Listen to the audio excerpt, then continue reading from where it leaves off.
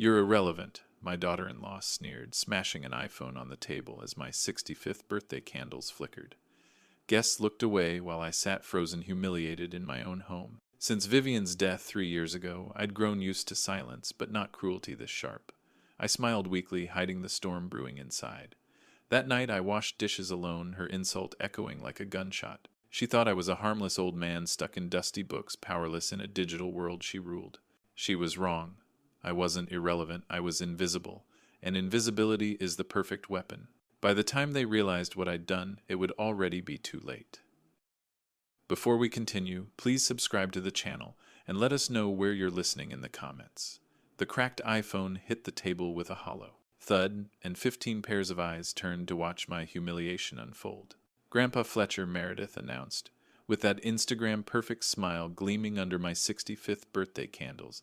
I thought you need this to finally learn how to connect with the modern world, instead of living in your dusty books and ancient computers. Maybe now you can understand why young people find you irrelevant. The word hung in the air like poison gas. Irrelevant. Me. A man who had spent 40 years teaching computer science at Portland State University, who had written algorithms that still powered half the security systems in Silicon Valley, who had mentored hundreds of students who now ran tech companies across the nation. Irrelevant.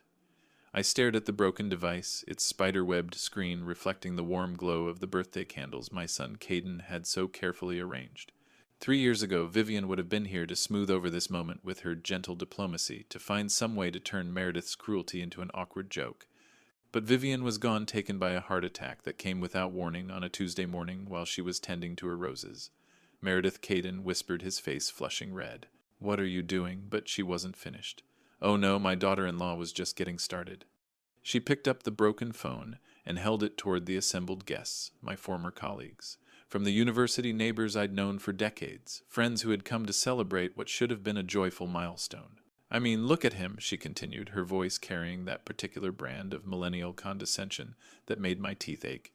Still using a flip phone in 2023, still reading actual paper books, still thinking that just because he taught some basic programming classes 30 years ago, he understands technology. It's honestly embarrassing for Caden and me when we go out with him. Dr. Margaret Walsh, my former department head, shifted uncomfortably in her chair. Jim and Carol from next door studied their plates with sudden fascination. Even my old friend Professor Richardson, who had driven down from Seattle for this occasion, seemed to shrink into himself. The silence stretched like a taut wire ready to snap. Somewhere in the kitchen, the old grandfather clock that had belonged to Vivian's family ticked away the seconds of my public degradation. I could feel my heart hammering against my ribs, could taste the metallic tang of rage building in my throat. The thing is, Meredith continued warming to her theme. Now we live in the digital age. Social media influencer marketing, building your personal brand. These are the skills that matter now. Not whatever dusty theories they used to teach in those old computer classes. I watched my son's face crumble. Caden had always been proud of me, had bragged to his friends about his father, the professor, the man who had helped design some of the early internet protocols. Now, he sat there like a deflated balloon, caught between loyalty to his wife and love for his father. I think I said quietly, my voice cutting through the uncomfortable murmur of conversation that had started up around the table, "That's quite enough." Meredith blinked, perhaps surprised that I had found my voice. "Oh, Fletcher, I didn't mean to hurt your feelings. I'm just trying to help you understand why you seem so out of touch with number." I stood up slowly, my joints protesting after sitting too long. At 65, I wasn't the imposing figure I'd once been, but something in my tone made the room fall silent again.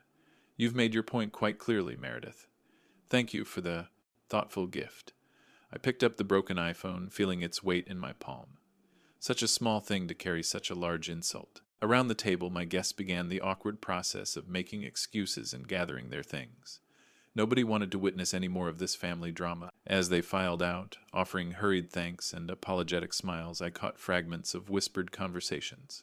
"So cruel. That poor man. I can't believe she would." When the last guest had gone, when Caden had mumbled some excuse about needing to get Meredith home early because she had a content creation session in the morning, when the house had fallen into the familiar silence of my widowhood, I sat alone at the dining room table, surrounded by the detritus of my ruined celebration. I looked at Vivian's empty chair at the place setting. I still couldn't bring myself to remove even 3 years later. What would she have done? How would she have handled this public humiliation with her characteristic grace? But as I sat there in the growing darkness, feeling the familiar weight of loneliness settle around my shoulders like an old coat, something else began to stir. Something that had been dormant since Vivian's death, since I'd retreated into the safe cocoon of retirement and grief. I picked up the cracked iPhone again and smiled. A slow, dangerous smile that would have worried Meredith greatly if she'd been there to see it. She thought I was irrelevant, did she? She thought I was just some doddering old professor who didn't understand the modern world. Well, it was time to show my dear daughter-in-law exactly how relevant this old man could be. The house felt impossibly quiet after everyone left. I moved through the dining room like a ghost stacking plates with the methodical precision that had served me well through 40 years of grading papers and organizing lecture notes. The birthday cake sat untouched, its cheerful message, Happy 65th, Fletcher, now seeming like a cruel joke written in blue frosting. I scraped the remnants of celebration into the garbage disposal, watching the colored icing swirl down the drain. Each plate I washed felt heavier than the last, weighted with the memory of my guests' pitying glances and uncomfortable silences. These were people who had respected me once colleagues, who had sought my advice on everything from curriculum design to career decisions. Now they'd witnessed me being dressed down by a 29-year-old woman whose greatest achievement was convincing 50,000 strangers to follow her breakfast photos. The broken iPhone still sat on the dining room table where Meredith had placed it, a monument to my supposed obsolescence. I picked it up again, turning it over in my hands. The irony wasn't lost on me. This device, with its shattered screen and outdated operating system, probably contained more computing power than the room-sized mainframes I'd worked with as a graduate student in the 1980s. I walked into my study, a room that Vivian had always called my fortress of solitude. The walls were lined with technical journals, programming manuals, and first-edition computer science textbooks, some of which bore my name on the spine. My desk still held the same IBM ThinkPad I'd been using for the past 5 years, its black surface worn smooth by countless hours of typing. Above the monitor hung a framed photograph of Vivian and me, at the university's retirement dinner 3 years ago. She wore her favorite blue dress, the one that brought out her eyes, and I had my arm around her waist as we smiled at the camera.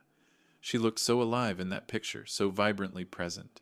It was hard to believe that just 6 months later, I'd be standing in a hospital corridor while a doctor explained that her heart had simply stopped. "What would you do, Viv?" I asked the photograph, my voice barely above a whisper. "How would you handle our son marrying someone who thinks we're both irrelevant relics?" But even as I asked the question, I knew the answer. Vivian would have found a way to see the good in Meredith, would have made excuses for her cruelty, would have insisted that we all just needed to try harder to understand each other. That was Vivian's gift, and her curse. She believed in the fundamental decency of people, even when they showed her otherwise. I, however, had always been more skeptical. It came with the territory of being a computer scientist.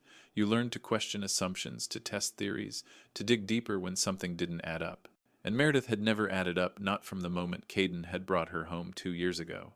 She'd presented herself as a successful lifestyle influencer, someone who had built a thriving business around sharing her expertise in home organization and wellness. But I'd noticed things, the way she always insisted on expensive restaurants but never reached for the check, the designer handbags that appeared and disappeared with suspicious frequency, the constant stream of packages arriving at their apartment followed by equally constant returns. Most telling of all was the way she talked about her work. Whenever anyone asked for specifics about her business model or revenue streams, she'd deflect with vague mentions of brand partnerships and sponsored content. As someone who had spent decades teaching students to think critically about data and evidence, I recognized evasion when I heard it. Tonight's performance had been the final straw. The calculated cruelty of that broken iPhone, the deliberate timing in front of my friends and colleagues, the casual dismissal of my life's work. It all pointed to someone who was far more manipulative than she appeared. I sat down at my desk and powered up the ThinkPad. The familiar hum of the cooling fan and the soft glow of the screen felt comforting after the emotional chaos of the evening. This was my element, my domain. Here, surrounded by the tools of logical analysis and systematic investigation, I could think clearly. Meredith thought she understood technology because she could post filtered photos and buy fake followers. She thought she was smarter than the old professor who didn't understand her generation's digital native wisdom. But she'd made a crucial error in judgment. She'd assumed that because I didn't parade my technical skills on social media, I didn't have them. She'd mistaken discretion for ignorance, privacy for incompetence. It was the kind of mistake that students used to make in my cybersecurity classes, underestimating the quiet ones, dismissing the methodical thinkers who preferred substance over style. I opened a new terminal window and began typing. My fingers, stiff from age, but still nimble from decades of coding, moved across the keyboard with growing confidence. It had been months since I'd done any serious programming, but the skills came back like muscle memory. Time to see what little Meredith was really hiding behind that carefully curated Instagram feed. Time to find out if my dear daughter-in-law was as successful and authentic as she claimed to be. And if she wasn't, well, then it was time to teach her a lesson about respecting her elders that she'd never forget. The cursor blinked on the screen, waiting for my next command. I cracked my knuckles and smiled the same dangerous smile that had ended my birthday party. Game on, Meredith. Game on. 3 days of methodical investigation had transformed my study into a digital war room. Multiple browser windows cascaded across my screen, each one revealing another piece of Meredith's carefully constructed facade. I'd barely slept, surviving on black coffee, and the grim satisfaction of watching her lies unravel thread by thread. The first crack in her armor had been laughably easy to find. Meredith claimed 52,000 Instagram followers, but a simple analysis of her engagement metrics told a different story. I'd written a Python script to scrape her post data, and the numbers were damning. Her follower-to-engagement ratio was abysmal, hovering around 0.3%, when authentic influencers typically saw rates between 3 and 6%. But the real smoking gun came when I cross-referenced her follower list with known bot detection algorithms. 47,000 of her precious followers were fake accounts, purchased in bulk from click farms in Bangladesh and the Philippines. Her actual audience consisted of maybe 5,000 real people, most of whom seemed to be friends, family, and other small-time influencers engaged in mutual follow-for-follow schemes. I leaned back in my chair, rubbing my tired eyes. The irony was delicious. Here was someone who had called me irrelevant and out of touch, and she was running what amounted to an elaborate digital puppet show, performing for an audience that didn't actually exist. But follower fraud was just the appetizer. The main course came when I started digging into her financial footprint. Years of teaching cybersecurity had taught me that people leave digital breadcrumbs everywhere, especially people who think they're smarter than they actually are. Meredith's mistake was using the same email address for everything. The address she'd used to set up her Instagram business account was linked to dozens of other services: credit monitoring sites, loan applications, shopping accounts, subscription services. Each connection gave me another piece of the puzzle. The picture that emerged was ugly. Far from being the successful entrepreneur she portrayed online, Meredith was drowning in debt. Credit card statements I shouldn't have been able to access, but could, thanks to recycled passwords and security questions, revealed a spending pattern that would have made a gambling addict blush. Designer clothes purchased and returned within the return window, creating the illusion of luxury while gaming the system. Photography equipment bought on credit for content creation and then sold on eBay at a loss. Expensive dinners and weekend trips that she documented extensively online but couldn't actually afford. The numbers were staggering. Across 6 different credit cards, she owed nearly $30,000. Her monthly minimum payments alone were more than most people's rent. And yet she continued to spend, continued to project the image of success, continued to convince my son that she was building something meaningful. I found myself thinking about Caden, about the way his face had crumpled when she'd humiliated me at dinner.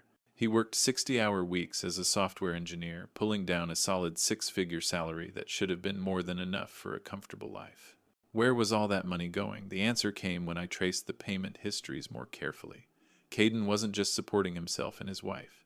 He was unknowingly funding her entire fabricated lifestyle. Every credit card payment, every luxury purchase, every carefully staged photo op was being subsidized by my son's honest work. But even that wasn't the worst part. The worst part was what I found when I started looking at her private communications. Social media platforms love to create the illusion of privacy while actually storing everything in easily accessible databases. A little social engineering, a few educated guesses about password recovery questions, and suddenly I was looking at Meredith's direct messages across multiple platforms. The conversations with other influencers revealed the true scope of her deception. They traded tips on where to buy followers, how to fake engagement metrics, which companies were easiest to scam for free products. It was like reading the playbook for digital fraud written by someone who thought she was too clever to get caught. But the messages that made my blood run cold were the ones with someone named Jasper Chen, a photographer who specialized in lifestyle content.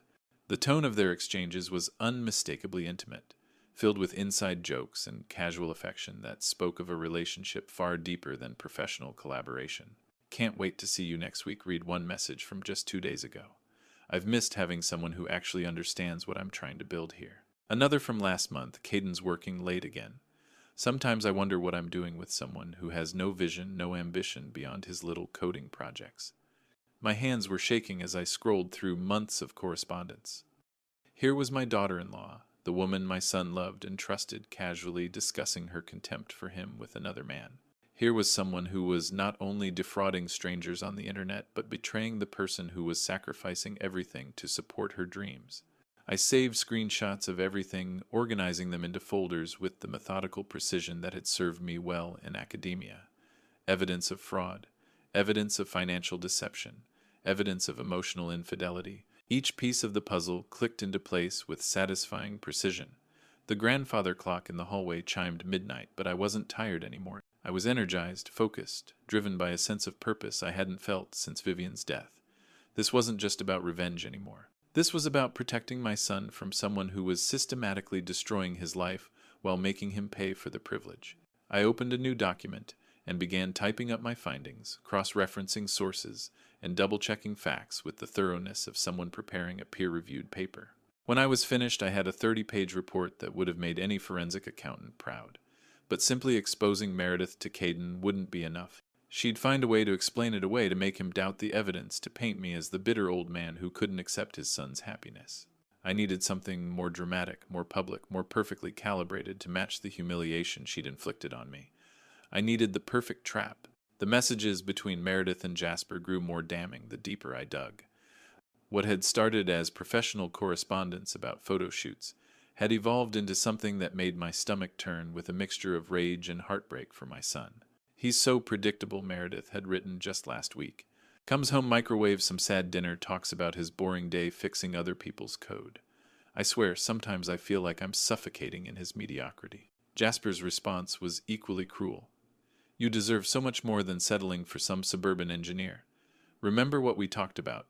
You don't have to stay trapped in that life forever." I had to stop reading and walk away from the computer. In the kitchen, I poured myself 3 fingers of the bourbon that Vivian used to save for special occasions, downing it in one burning gulp. The alcohol did nothing to dull the sharp edges of my fury. This wasn't just infidelity. This was calculated emotional cruelty directed at the kindest, most generous person I knew. Caden had always been sensitive, even as a child. He'd been the kid who brought home injured birds and cried when other children were mean to the class outcast. That gentle nature had made him an easy target for bullies in school, and apparently it made him an easy target for his wife now. I returned to the computer and forced myself to continue reading. The timeline of their relationship became clearer with each exchange. They'd met 8 months ago at some influencer networking event in Seattle. What Meredith had told Caden was a business trip to meet potential brand partners had actually been a romantic weekend with another man. The photos from that weekend were still on her Instagram, carefully cropped to hide Jasper's presence, but clearly taken by someone with professional photography skills. I cross-referenced the metadata and location tags with Jasper's own social media posts. They'd stayed at the same boutique hotel, visited the same restaurants, even attended the same gallery opening. But the most devastating discovery came when I found their shared Pinterest board hidden under an innocuous name, but filled with wedding venues, engagement rings, and apartment listings in Los Angeles. They weren't just having an affair, they were planning a future together. "Just need a few more months to get my finances sorted," Meredith had written in a message dated 2 weeks ago. "Once I can access the joint savings and maybe get him to co-sign for that business loan we talked about, I'll have enough to make the move." The business loan. I remembered Caden mentioning something about Meredith wanting to expand her brand, maybe open a consulting firm. He'd been excited about it, proud that his wife was thinking so ambitiously. The fool had no idea he was being set up to finance his own abandonment. I spent the next hour mapping out their financial entanglement. Caden had already co-signed for 2 of her credit cards, making him legally responsible for her $30,000 in debt. Their joint checking account, which should have contained the emergency fund they'd been building for a house down payment, had been systematically drained by Meredith's spending. Worse, I found applications for personal loans in both their names, applications that Caden had apparently signed without reading carefully. If those loans were approved, my son would be on the hook for another $50,000 money that would disappear the moment Meredith decided to start her new life in California. The scope of her betrayal was breathtaking. She wasn't just cheating on Caden emotionally and physically. She was systematically looting their shared finances, destroying his credit, and setting him up for years of debt payments on money he'd never see again. I thought about calling him right then, demanding he come over so I could show him everything. But I knew how that conversation would go. Caden would be hurt, confused, probably defensive. Meredith would have time to craft her explanations, to twist the narrative, to make me look like the jealous father who couldn't accept his son's happiness. This required a more sophisticated approach. Something that would expose her completely publicly in a way that left no room for manipulation or gaslighting. Something that would give her a taste of the humiliation she'd served me at my birthday dinner.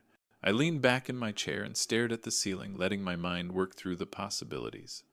Meredith's entire identity was built around her online presence, her carefully curated image of success and authenticity. Her followers might be mostly fake, but her reputation in the influencer community was real enough. Other lifestyle bloggers looked up to her brands, still occasionally reached out for partnerships, and she'd built a small but vocal fan base among people who genuinely believed in her message. What if that image could be destroyed not through private confrontation but through public exposure?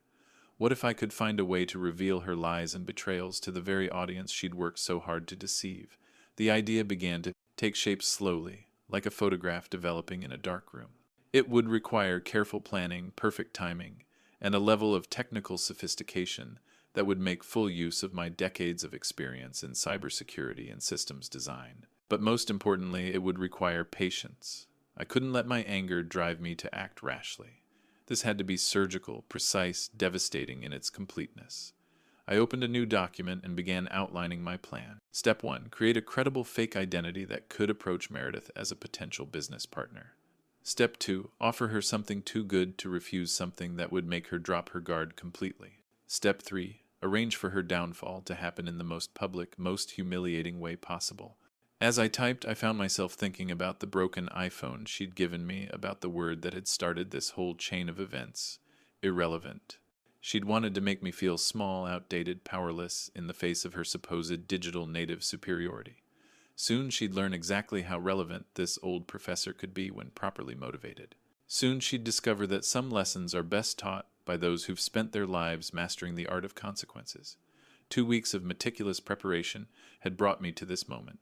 I sat in my study at 6 a.m, coffee growing cold beside my keyboard, as I put the finishing touches on what would either be the most brilliant revenge in digital history or a spectacular failure that would destroy what remained of my relationship with my son. The fake company I'd created was a masterpiece of deception. Pacific wellness brands existed in every database that mattered, complete with a professional website, LinkedIn profiles for fictional executives, and a carefully curated social media presence spanning back 18 months. I'd even gone so far as to register the business with the Oregon Secretary of State and obtain a federal tax ID number. If Meredith decided to verify my credentials, she'd find everything in perfect order. The backstory was simple but compelling. Pacific Wellness Brands was a startup focused on authentic lifestyle content, founded by health-conscious millennials who'd grown tired of the fake, overproduced influencer culture dominating social media. We were looking for genuine voices to partner with people who embodied real wellness and authentic living rather than manufactured perfection. It was exactly the kind of brand Meredith would want to associate with, especially given her recent pivot toward authentic living content. More importantly, it was the kind of company that would pay premium rates for the right partnership. I'd spent days crafting the perfect initial outreach email, striking just the right balance between professional interest and millennial enthusiasm. The message had been sent from a Gmail account registered to Sarah Chen, supposedly Pacific Wellness Brands Director of Influencer Partnerships, complete with a professional headshot I'd licensed from a stock photography site. Meredith had responded within 3 hours. Her reply was everything I'd hoped for and more. She was absolutely thrilled by the opportunity, completely aligned with Pacific Wellness Brand's mission, and so excited to discuss potential collaborations. She'd attached her media kit, a glossy PDF that inflated her follower count engagement rates, and previous brand partnerships with the kind of creative mathematics that would have earned her a failing grade in any statistics class I'd ever taught. The negotiation process had been almost too easy. I'd started by offering a modest partnership for a few Instagram posts, but Meredith had immediately pushed for something bigger. What about a live stream event? Something that could really showcase her authentic connection with her audience. Perfect. I'd suggested a Sunday Family Wellness live stream where Meredith could share her approach to maintaining work-life balance and building meaningful relationships. The irony was so thick I could taste it, but Meredith had jumped at the idea. I love it, she'd written back. I've been wanting to feature more family content, and my father-in-law actually just had a birthday. It could be such a beautiful story about bridging generational gaps and finding common ground. The woman had absolutely no shame. Less than 3 weeks after publicly humiliating me, she was ready to exploit our family dynamic for content to turn my pain into her profit. The casual way she referred to me as material for her brand narrative made my hands clench into fists. But her greed was exactly what I'd been counting on. When I'd mentioned that Pacific Wellness Brands was prepared to pay $5,000 for the right livestream content, Meredith had practically vibrated with excitement through the computer screen. $5,000 was more than she'd ever been paid for a single piece of content. It was enough money to make a significant dent in her credit card debt, enough to fund another romantic weekend with Jasper, enough to make her throw caution to the wind and agree to anything I suggested. The live stream was scheduled for this coming Sunday at 2 in the afternoon. Meredith had already begun promoting it to her followers, promising special family content and exciting announcements about her brand partnerships. She'd even convinced Caden to take the afternoon off work, telling him that this could be a major breakthrough for her career. My son had called me yesterday, his voice bright with an enthusiasm I hadn't heard since before his wedding. "Dad, I know things have been tense lately," he'd said, "but Meredith really wants to make things right. This live stream thing is a big deal for her, and she specifically asked if you'd be part of it. She wants to show her audience what real family looks like." I'd agreed, of course. Told him I was touched that Meredith wanted to include me, that I was proud of her success, that I'd be happy to help however I could. The lies had come easily seasoned with just enough grandfatherly warmth to sound genuine. Caden had been so relieved, so grateful that his wife and father were finally finding common ground. It had taken every ounce of self-control not to tell him the truth right then, to warn him about what was really coming.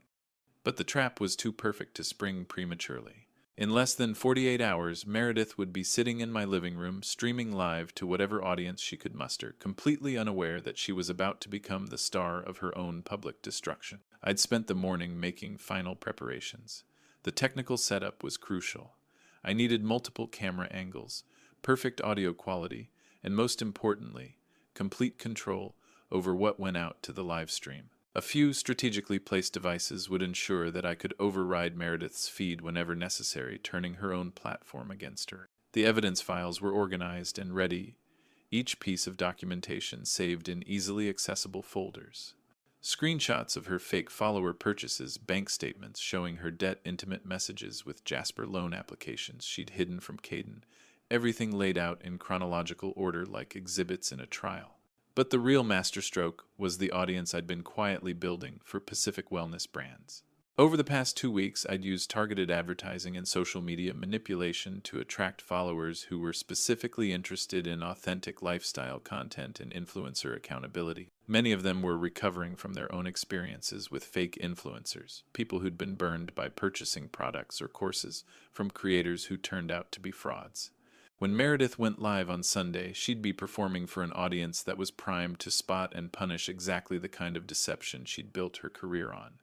I saved my final preparations and closed the laptop. Everything was ready. The trap was set, baited with exactly the kind of opportunity that Meredith's greed and vanity wouldn't let her refuse. In 2 days, she'd learned that calling someone irrelevant was a dangerous game to play, especially when that someone had spent 40 years teaching people how to think systematically about problems and solutions. The live stream was set for Sunday at 2 p.m. I could hardly wait. Sunday morning arrived with the kind of crisp October clarity that made Portland look like a postcard. I'd been awake since 5, running through final checks on my equipment and trying to calm the nervous energy that had been building in my chest like a tightly wound spring. By noon, my living room had been transformed into a professional streaming setup. Meredith had arrived 2 hours early, her arms full of ring lights, camera equipment, and what appeared to be an entire makeup kit. She moved through my space with the confidence of someone who'd done this dozens of times before, rearranging furniture and adjusting lighting with practiced efficiency. "Fletcher, this is going to be absolutely amazing," she gushed, setting up her primary camera at an angle that would capture both the couch, where we'd be sitting, and the family photos on the mantelpiece. Sarah from Pacific Wellness Brands is so excited about this content. She says it could lead to a whole series of family-focused partnerships. I nodded and smiled, playing the role of the supportive father-in-law while she bustled around my living room. She dressed carefully for the occasion, choosing an outfit that projected both professionalism and approachable warmth. Her makeup was flawless, her hair styled in loose waves that looked effortlessly natural but had probably taken an hour to achieve. Caden had arrived shortly after noon, looking slightly overwhelmed by the production his wife had assembled in his childhood home. He kept glancing between Meredith's equipment and me, clearly trying to reconcile this high-tech invasion with the quiet, book-filled house where he'd grown up. "Dad, are you sure you're okay with all this?" he asked quietly while Meredith was in the bathroom touching up her lipstick. "I know you value your privacy." "It's fine, son," I assured him, resting a hand on his shoulder. "If this helps Meredith's career, I'm happy to be part of it." The lie came easily, now seasoned with weeks of practice. Caden's relief was palpable. He'd been so worried about the tension between his wife and father, so grateful for any sign that we might be finding common ground. If only he knew what kind of ground we were really standing on. Meredith emerged from the bathroom looking camera-ready, her smile bright enough to power the ring lights she'd positioned around the room. She spent another 20 minutes adjusting angles and testing audio levels, narrating her process for Caden's benefit. "Engagement is everything in live streaming," she explained, checking her phone for what must have been the 10th time. "The algorithm rewards streams that keep viewers watching, so we need to make sure every moment is compelling." At 1:30, she opened her streaming app and began the pre-show routine. Her phone displayed a steady climb in viewer numbers as her followers received notifications that she was about to go live. 500, 800, 1,200. The numbers were modest but respectable for someone with her actual reach. What Meredith didn't know was that I'd been quietly promoting the stream through Pacific Wellness Brand's social media accounts, targeting users who were particularly interested in influencer accountability and authentic lifestyle content. My carefully curated audience was logging in alongside her regular followers, ready for a show they didn't yet know they were going to get. "Okay, we're at 1,500 viewers," Meredith announced, her excitement barely contained. Sarah said, "If we can break 2,000, Pacific Wellness Brands might want to discuss an exclusive partnership deal." I settled into my position on the couch, smoothing down my best cardigan and trying to look like the harmless grandfather figure Meredith needed for her narrative. The irony wasn't lost on me. She was using me as a prop in her performance, just as she'd used me as a target for her cruelty 3 weeks ago. But this time, I was the one controlling the script. At exactly 2 o'clock, Meredith's face lit up with her professional smile as the viewer count hit 2,000. She raised her hand in a cheerful wave and began her opening monologue. "Good afternoon, beautiful humans. Welcome to a very special Sunday Wellness livestream. I'm here in Portland with my amazing father-in-law, Fletcher, and we're going to talk about something so close to my heart: building authentic relationships across generations and creating real family connections in our digital age." The chat was already moving fast, filled with heart emojis and comments from viewers who were buying into Meredith's warm, family-focused persona. She was in her element, effortlessly weaving together personal anecdotes and lifestyle advice while occasionally directing questions toward me. For the first 10 minutes, I played my part perfectly. The supportive elder sharing gentle wisdom about the importance of family, nodding approvingly as Meredith talked about her commitment to authentic living and meaningful relationships. The viewer count climbed steadily: 2,500, 3,000, 3,500. Meredith's excitement was infectious, and even I found myself impressed by her natural charisma when she wasn't actively trying to destroy someone's dignity. But at exactly 2:15, as she was launching into a heartfelt monologue about respecting your elders and learning from their wisdom, I reached for the tablet I'd positioned discreetly beside my chair. It was time for the real show to begin. "You know, Meredith," I said, my voice cutting smoothly through her practiced presentation, "speaking of authentic relationships and respecting family, there's something I think your viewers should know." Her smile flickered for just a moment, uncertainty flashing in her eyes. But she recovered quickly, probably assuming I was about to share some touching grandfather story that would add emotional depth to her content. Of course, Fletcher, she said, turning toward me with renewed enthusiasm. Our audience loves hearing different perspectives. I smiled back at her, the same dangerous smile that had ended my birthday party 3 weeks ago. Oh, I think they're going to find this perspective very interesting indeed. The tablet in my hands displayed a carefully organized folder labeled The Real Meredith Kane. With a few taps, I began screen sharing to the live stream, overriding Meredith's camera feed with the first piece of evidence I'd compiled.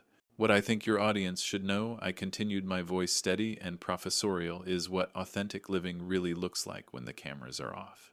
The screen now showed a side-by-side comparison, Meredith's Instagram follower count versus the bot analysis I'd run. 47,000 fake accounts, highlighted in red, dominated the display. The chat exploded. Comments flooded in faster than anyone could read them. Fake followers, I knew it exposed. The viewer count was climbing rapidly as people shared the stream, drawn by the promise of influencer drama unfolding in real time. Meredith's face went white. She lunged for her phone, trying to end the stream, but I'd anticipated this. My technical override was complete. She no longer had control over her own broadcast. Fletcher, what are you doing? She hissed, her carefully constructed persona cracking like ice on a warm day. I'm teaching you about consequences, I replied calmly, advancing to the next slide. For 3 weeks, I've been investigating your claims about being a successful lifestyle influencer. Would you like to see what I found? The screen shifted to show her credit card statements, the numbers highlighted in stark black and white. $30,000 in debt, across 6 different cards. Minimum payments that exceeded most people's rent. A financial house of cards built on lies, and my son's honest work. Those are private, Meredith shrieked, finally abandoning any pretense of maintaining her on-camera composure. You can't show those. Actually, I can, I said, my years of teaching cybersecurity lending authority to my voice. You see, when someone uses the same password for everything and answers security questions with information they've posted publicly on social media, their privacy becomes somewhat optional. Caden had been standing frozen behind the cameras, but now he stepped forward, his face a mask of confusion and growing horror. Dad, what is this? What's going on? I felt a pang of guilt at the pain in his voice, but I couldn't stop now. The truth needed to come out, all of it, in a way that left no room for manipulation or gaslighting. The next thing your viewers should know, I continued, advancing to the most damaging evidence, is about authentic relationships. The screen filled with screenshots of Meredith's private messages with Jasper. The intimate conversations, the cruel comments about Caden, the planning for their future together in Los Angeles. Each message was time-stamped, verified, undeniable. The chat had become a torrent of outrage. Viewer numbers were approaching 6,000 as word spread across social media. Number Meredith exposed was already trending on Twitter, with people sharing clips and screenshots faster than I could track. Stop, Meredith whispered, tears streaming down her face, destroying the makeup she'd spent an hour perfecting. Please, just stop. But I wasn't finished. The final slide showed the loan applications, the plans to drain their joint accounts, the systematic financial abuse she'd been perpetrating against my son. This is what authentic living looks like, I said, my voice carrying the weight of every lecture I'd ever given about integrity and consequences. This is someone who publicly humiliated a family member for not understanding modern technology, while privately using that same technology to deceive, defraud, and betray the people who loved her most. Caden was staring at the screen, his face cycling through emotions too quickly to track. Shock, hurt, anger, disbelief. All of it playing out in real time for 6,000 strangers to witness. Is this true? He asked, his voice barely audible above the chaos of the chat notifications. Meredith, is any of this true? She looked at him with mascara streaking down her cheeks, her perfect influencer facade completely shattered. For a moment, I thought she might try to deny it, to find some way to spin the evidence into another lie. Instead, she did something that surprised even me. She laughed, a bitter, broken sound that had nothing to do with humor. You want the truth, she said, looking directly into the camera. Fine. Yes, it's all true. Every pathetic, desperate bit of it. I bought followers because nobody cared about my real content. I maxed out credit cards because I couldn't stand living like some suburban housewife. And yes, I'm leaving him for someone who actually has ambition, who understands what it takes to build something meaningful in this world. She turned to Caden, her eyes blazing with a fury that had probably been building for months. You think I wanted this life? Sitting in your father's dusty house, pretending to care about his boring stories, watching you come home every day, satisfied with your little coding job, like that's some kind of achievement. The viewer count hit 8,000. The chat was moving so fast it was just a blur of outraged comments and shocked emojis. This wasn't just an influencer being exposed anymore.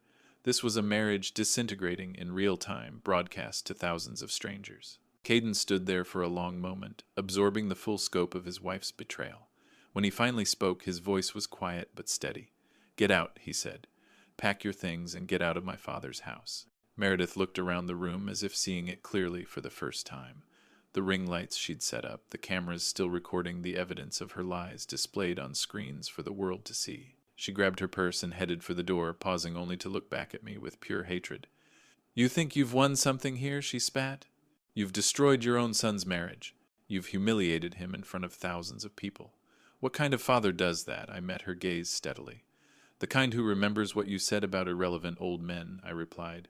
"The kind who believes that actions should have consequences." She slammed the door behind her, leaving Caden and me alone with the chaos of the still streaming broadcast. My son walked over to the camera setup and finally managed to end the stream, cutting off the connection to our unwanted audience. The silence that followed was deafening. 3 months later, I sat in the same chair where this story began, watching the autumn rain streak down my living room windows. The house felt different now, not emptier exactly, but changed in ways I was still learning to understand. Meredith's downfall had been swift and absolute.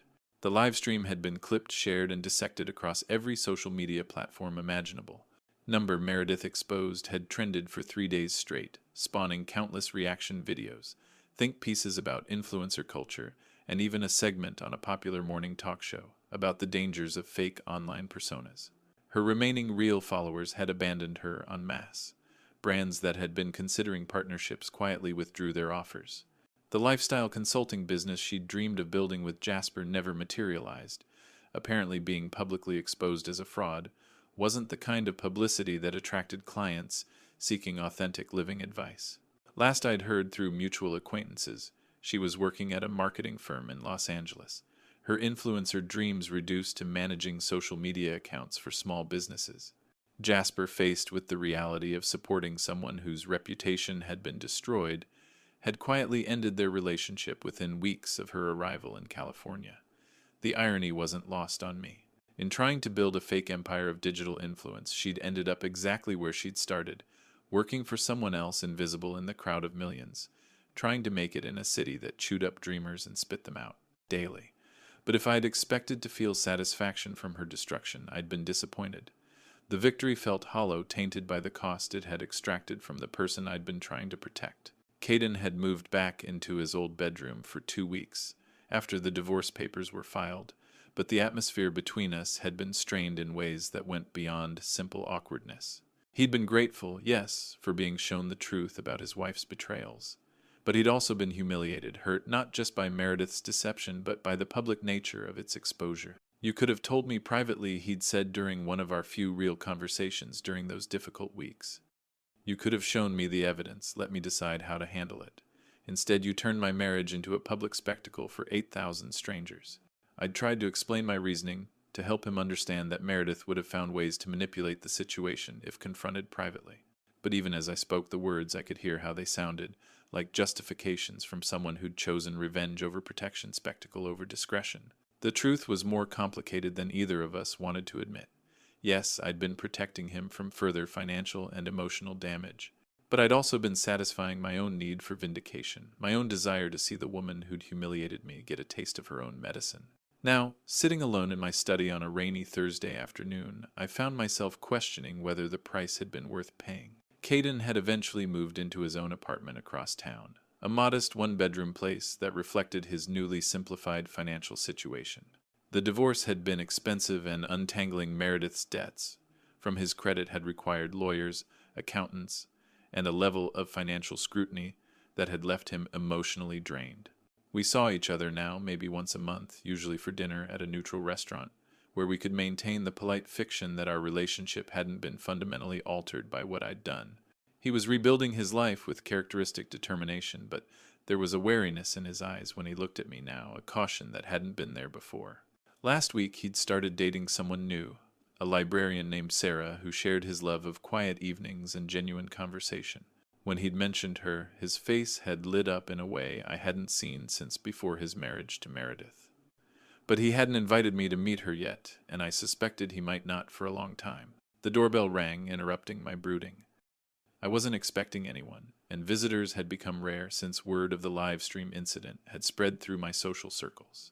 Some of my former colleagues viewed what I'd done as a brilliant piece of digital detective work. Others saw it as a cruel abuse of technical skills that should have been used more responsibly. I opened the door to find Caden standing on my porch, rain dripping from his jacket, holding 2 cups of coffee from the shop downtown. "Can I come in?" he asked. "I think we need to talk." I stepped aside to let him enter, accepting the coffee gratefully. We settled into the living room, the same space where Meredith had once set up her ring lights and cameras, where our family drama had played out for thousands of strangers. "I've been thinking about forgiveness," Caden said without preamble, "about what it means and whether it's something I'm ready for." I waited, knowing this was his conversation to lead. "What you did was wrong," he continued, his voice steady but not unkind. "The way you exposed everything, the public humiliation, using my marriage as your weapon against her. All of that was wrong, and it hurt me in ways I'm still processing." I nodded, feeling the weight of his words settle in my chest. But he said, and I looked up to meet his eyes, "What she did was worse. And if you hadn't acted when you did, I might have lost everything. My savings, my credit, maybe even my house. You saved me from that, even if your methods were questionable." He took a sip of his coffee, gathering his thoughts. "I'm not ready to forgive you completely," he said, "but I'm ready to try building something new between us. Something that acknowledges both the harm you caused and the protection you provided." I felt tears prick at the corners of my eyes, the first time I'd cried since Vivian's funeral. "I'm sorry," I said the words, feeling inadequate but necessary. "I'm sorry for the pain I caused you, for the way I handled it, for choosing my need for revenge over your need for dignity." Caden nodded slowly. "I know you are, and I know you thought you were protecting me. That has to count for something." We sat in comfortable silence for a while, sipping our coffee and listening to the rain against the windows. It wasn't forgiveness exactly, and it wasn't the relationship we'd had before. But it was something new, something built on a more honest foundation of understanding each other's flaws and limitations. As he prepared to leave, Caden paused at the door. "For what it's worth," he said, "I don't think you're irrelevant. Misguided sometimes, maybe even dangerous when you're angry, but never irrelevant." After he left, I returned to my chair by the window, watching his car disappear into the Portland evening. The house was quiet again, but it was a different kind of quiet now. Not the silence of isolation, but the pause between one chapter ending and another beginning. I'd gotten my revenge, protected my son, and learned something about the true cost of both. Whether that made me wise or simply older remained to be seen. But for the first time in months, I felt something that might eventually grow into peace. In the end, I learned that revenge is a dish best served with a side of wisdom, something I'd forgotten to order. The digital age has given us unprecedented power to expose truth and deliver justice, but it's also given us new ways to cause harm in our pursuit of being right. What started as a father's protective instinct became something darker, something that prioritized my wounded pride over my son's dignity. The irony wasn't lost on me that in proving I wasn't irrelevant, I'd used the very technology Meredith claimed I didn't understand. But technical competence without emotional wisdom is just sophisticated cruelty. I could hack her accounts, expose her lies, and orchestrate her downfall, but I couldn't undo the public humiliation I'd forced my son to endure in the process. Perhaps that's the real lesson here, that our capabilities, whether digital or otherwise, should be tempered by consideration for the people we love most. The tools of the modern world are powerful, but they're only as wise as the hands that wield them. Fletcher's story reminds us that family relationships are fragile ecosystems that can be damaged as easily by our attempts to protect them as by the threats we're fighting against. His love for Caden was never in question, but love without wisdom can become its own form of harm. In our interconnected world where private pain can become public spectacle with a single click, we must remember that some victories cost more than they're worth. The quiet moments of reconciliation, the tentative steps toward forgiveness, the acknowledgement of mutual imperfection, these are the real victories, harder won than any digital revenge, but infinitely more valuable. If you like this story, please like this video, subscribe to the channel, and share your impressions of this story in the comments. To listen to the next story, click on the box on the left. Thank you for watching.